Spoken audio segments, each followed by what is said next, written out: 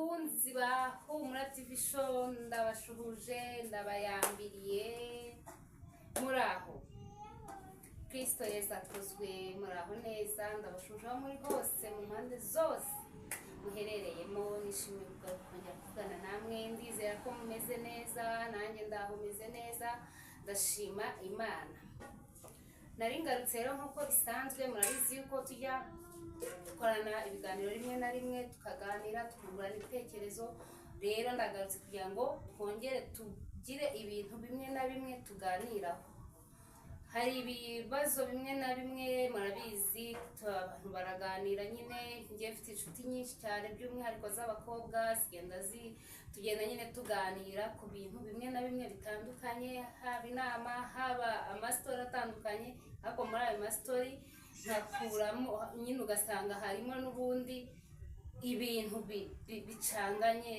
bicanganye biba bisaba ko nabagira nk'inama nk'umuntu baruta kugira ngo wenda barebe niba inzira barimo yaba ariyo ko uko biri kose buriya kubaho ni ukubana kandi nzi neza yuko ndi umujyanama pe ubwo rero hari ibibazo hari ibintu tujya tuganiraho hari abakobwa bajya banganiriza ibintu akampamagara cyangwa akanansura tukaganira hari n'abaza tugakora urwenya tugaseka koko ariko ugasanga muri rwa rwenya hakenewemo inama hakenewemo uko hari icyo nabafasha kubw'iyo mpamvu rero nararebye nsanga ibibazo muri rusange abakobwa bahura nabyo ni byinshi ni nk'ibyo nanjye nanyuzemo ubwo rero ndavuga nti reka nzajya mbisangiza n'abandi hano wenda harimo uwo byafasha hari igihe ubona uri aho ngaho wabuze umuntu wakugira inama cyangwa se wabuze uwo wabaza ni nk'ibyo ni muri urwo rwego navuze ngo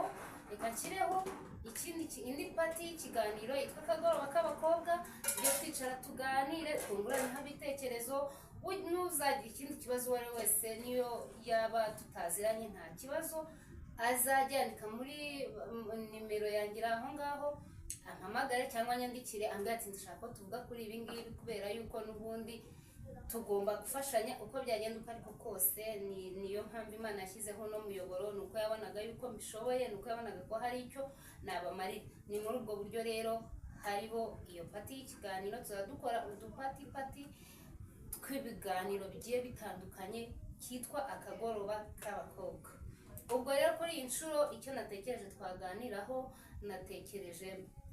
natekereje kuganiriza abakobwa ibintu cyangwa ubushakashatsi nakoze bitewe n'uburyo abantu bampamagara cyangwa n'uburyo nganira n'abantu ku musore udafite gahunda yo kujyana umukobwa mu rugo ahubwo umufiteho izindi nyungu ubwo rero nari nashatse ibintu ntabwo ari byinshi nashatse 4 ariko nawe wakongeraho ibyawe n'abandi bongeyeho ibyabo ariko nanjye nashatse 4 bitewe n'ibyo abo tuganira akenshi bagiye bahurizaho ugasanga hariho igihe nk'umuntu akuganiriza ugatega amatwi ukumva amubwira uti nyamara witonde ndumva uwo muntu ntabwo ari seriye bitewe n'uko arimo arashaka iki arashaka iki nabiganiriza nk'umuntu nabibwira nk'umuntu ngo agende gake ubutaha koko ugasanga bya bindi namubwiraga uwo musore amushakaho n'ubundi nibyo yashakaga nta gahunda yari amufiteho ukajya ukumva ngo ejo yashatse undi mukobwa kandi yarafashe umwanya agatesha wa mukobwa umwanya nyine rero ubwo ngubwo nagira ngo tubiganireho kugira ngo ibyo bimenyetso nubibona kuri uwo musore ntuzirirwe uta umwanya wawe uzahita yikomereza urugendo ntihazagire ikigukereza rwose ikintu cya mbere rero nagenzuye narebye umusore udafite gahunda yo kujyana umukobwa mu rugo umusore nimukundana ukabona icyifuzo cye nyamukuru cya mbere ashyize imbere arashaka yuko musambana cyangwa se muryamana mbere y'ubukwe uwo musore rwose numubona ameze gutyo nshuti yanjye mukobwa mwene data ntuzirirwe rwose umutaho umwanya pe kuko umusore ushaka yuko umukobwa ajya mu rugo ushaka umugore ntabwo akora nk'ibyo ngibyo nakora ibyo ahubwo aramufata akamwicaza hasi akamubwira icyifuzo cye akamuganiriza bakagira ibyo bumvikanaho bagapanga ubwo bukwe. Iyo uburyo bwo gukora ubukwe butaraboneka amugenza gake, ntabwo amwerekeza muri izo nzira, kuko umusore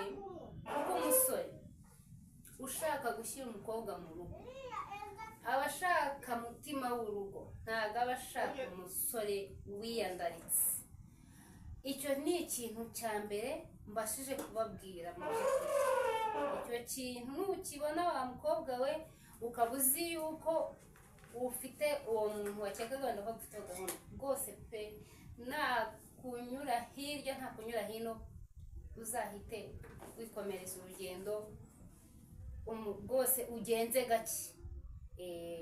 Ikindi cya kabiri rero, hari ukuntu ukundana n'umusore, umusore ukabona ntashaka ntiyagusohokana ariko kandi akaba yasohokana abandi.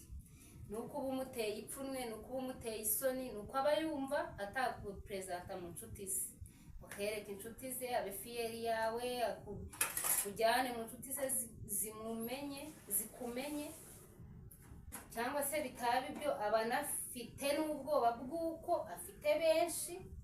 Wowe naramuka kujyanye inshuti ze zizuriya nawe zizakumenya bikamucanga. Icyo ni ikintu cya kabiri mbashije kubabwira. Nukundana n'umusore ukabona uwo musore ntabwo ashaka rwose kukujyana mu nshuti ze kandi asanzwe asohoka, uwo musore rwose mu by'ukuri uzagenze gake, aba afite ibyo yikeka, uzagenze gake. Iyo umuntu agukunda ari fiyeri yawe nta muntu atakwereka, yagusohokana ibintu byose bishoboka, yakwereka inshuti ze bakorana, yakwereka inshuti ze biganye, yakwereka inshuti ze basengana, kubera ko n'ubundi abagufiteho umugambi muremure. Ubwo rero icyo ni ikintu cya kabiri mbashije kubabwira. Ikindi rero cya gatatu kirajya gusa nk'icyo ngicyo cyo hejuru. Umusore niba agukunda, mugakundana umwaka wa mbere, mugakundana umwaka wa kabiri, mugakundana wa gatatu, uwo musore atashobora kukujyana utazi ahantu avuka, utazi ababyeyi be, umusore adashobora kugufata ngo agenda kwereka umuryango we avukamo, akwereka ababyeyi be. Hari igihe ababyeyi nta baba afite, ariko wenda afite nk'abantu bake muri famiye, babandi b'imbere yakwita nk'ababyeyi be basimbura ababyeyi be, cyangwa ngo akwereka abavandimwe be, niba afite bakuru babakwereke, niba afite bashiki babakwereke, niba afite n'abantu ba bugufi b'umuryango, wenda kuko ababyeyi bo impamvu zatuma badahari zo ziba zihari. Tuvuge niba ababyeyi barapfuye, ariko wenda afite ba se wabo, afite ba nyirasenge bo hirya, babandi n'ubundi bagomba kuba aba imbere mu bukwe. Niba uwo musore adafite ishema, atari fiye, atari proud yo kugufata ngo agenda kwereke hahandi yiti wabo ku ivuko, tuvuge nimba wenda muhuriye i Kigali cyangwa mu yindi migi itaraho yavukiye, uwo musore nta gahunda aba agufiteho, kuko umuntu ugukunda aragenda akabwira nk'umukecuru akamubwira ati dore umukazana wanyu, cyangwa se umusaza ati dore umukazana wanyu. Ubwo rero mu gihe atagufata ngo akujyane, aba afite ubwoba, aba ataramara guhitamo.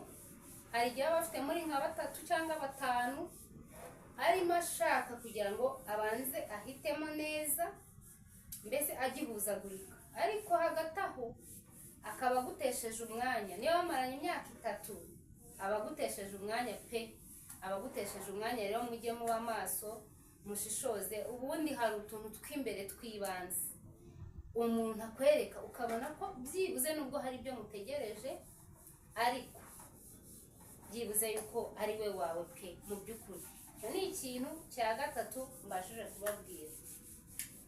Ikindi cya kane rero, niba umaranye n'umusore imyaka 4 cyangwa 3 cyangwa 2, ko aba yaraje kugupropoza kugira ngo n'ubundi mukore n'ubwo bukwe, mukore n'uwo muryango mujyane, kandi akaba ari umusore wenda ushobora uba ubona afite nk'akazi, kuko kameme sinibaza n'umusore ujya kugura umukobwa azi ko nta bushobozi afite bwo kumushyira mu rugo. Ibyo ngibyo nabyo ni ikibazo. ubundi umusore muri seriye afata umwanzuro ajya kurambagiza umukobwa, ahitamo umukobwa yafashe umwanzuro w'uko agomba kumugira umugore we. Ubwo rero nimba iyo myaka ibishize umusore akakubwira, kuko ubwo izo keze manzi babwira ko ndazizi ndazifite njya nziganiraho n'abantu, akakubwira ati umwaka wa mbere nta bushobozi mfite, umwaka wa kabiri nta bushobozi mfite, umwaka wa gatatu nta bushobozi mfite, ni ukuri uwo musore bidashidikanywaho rwose nubona undi ukubaza uzajya umwemerera, kandi nubona undi ukubaza rwose uzigendere pe, nta gahunda aba agufiteho, ko ntabwo umuntu arakora mwabonanye wenda anakora akazi katari kabi, agize atya mumaranye imyaka ingahe, abarimo gushaka za profit twavuze hejuru. Ubwo rero iyo zirangiye, iyo abonye wenda byanze, agira atya agatangira akakubeshya, hari igihe aba agira ngo akwikureho akunanize, akwereke ko nta bushobozi afite, nawe wijyane. Hariho abakobwa rero bahatiriza, ugasanga urahatirije ugeze ku myaka n'itanu uvuga ngo urakundana n'umuntu utakubwira ikintu na kimwe, kandi aba yaraje azi ko utari mushiki we. Ibyo bintu ni akabazo. Bakobwa nshuti zanjye, bavandimwe banjye, ndabakunda. Ibyo bintu uko ari 4 nibyo bintu nakorera ubushakashatsi, namwe rero namwe mujya mushishoza, ariko ibyo bintu rwose uko ari 4 nibyo bimenyetso bikwereka umusore utagufiteho gahunda na gatoya. Nibyo nari nabatoranyirijemo. Ndabakunda, Imana ikomeze ibane namwe, ibafashe muri byose. Hejuru y'ibyo byose nababwiye, ikiruta byose ni ugusenga, kugira ngo urwo rugendo Imana izajye irubafashamo kandi irubaherekezemo. Rero ndizera ko murabyumvishe. Ikindi mbasaba, muhore subscribe, mukore share, musangiza abantu ibyo bitekerezo, mubisharing inshuti zanyu, kuko ndabizi neza ko ari abantu baba bari mu gihirahiro, hari abantu byafasha, kandi nimukora mutyo namwe muramunteje imbere. Rero ndabakunda cyane, Nyagasani Yezu abane namwe aho muherereye hose. Turi kumwe ubutaha. See you, love you.